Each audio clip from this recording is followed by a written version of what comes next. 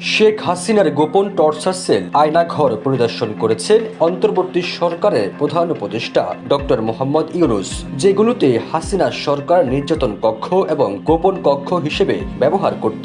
এ সময় তার সঙ্গে ছিলেন দেশ বিদেশের গণমাধ্যমের প্রতিনিধিরা ও ভুক্তভোগীদের পরিবার। এদিকে প্রধান উপদেষ্টার প্রেস সচিব শফিকুল আলম এক ফেসবুক পোস্টে বলেছেন, ব্যারিস্টার মীর আহমেদ বিন কাসিম আরমান উত্তরায় র‍্যাব ১-এর ছোট্ট আয়নাঘর গোপন কারাগারের সামনে দাঁড়িয়ে আছেন, যেখানে তাকে ৮ বছর ধরে শেখ হাসিনা নিরাপত্তা বাহিনী গোপনে রেখেছিল। প্রধান উপদেষ্টা ডক্টর মোহাম্মদ ইউনূসের কাছে ঢাকায় আয়নাঘর পরিদর্শনকালে তার অগ্নি পরীক্ষার কথা বর্ণনা করেন।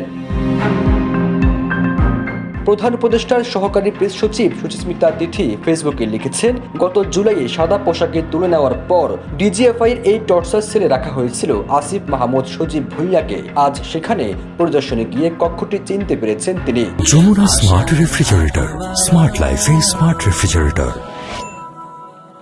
দেওয়ালের উপরের অংশ খোপগুলোতে অ্যাডজাস্ট ফ্যান ছিল বলেও জানান তিনি। তার পোস্টের সঙ্গে আসিফ মাহমুদ সজীবের একটি ও আয়নাঘরে দুটি ছবিও জুড়ে দেন তিনি। আরেক পোস্টে সহকারী এই প্রেস সচিব বলেন, গত জুলাইয়ে সাদা পোশাকে তুলে নেওয়ার পর ডিজিএফআইয়ের এই টর্চার সেলে রাখা হয়েছিল নাহিদ ইসলামকে।